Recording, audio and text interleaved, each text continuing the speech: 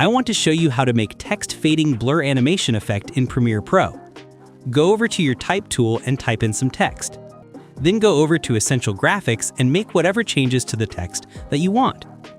Now go over to Effects and search for Gaussian Blur and add the effect to your text layer. Highlight your text and go over to Effect Controls. Then click the stopwatch icon beside blurriness and opacity. Now modify the blur value to 40 and the opacity to 0. Then move your timeline slider ahead 15 frames and change the blur to 0 and opacity to 100. Move your timeline slider ahead 2 seconds, then click the keyframe button for blurriness and opacity. Now move ahead 25 frames and modify blur to 40 and opacity to 0.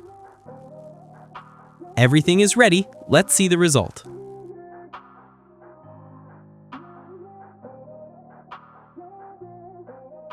Let's solve together. Put your like and subscribe.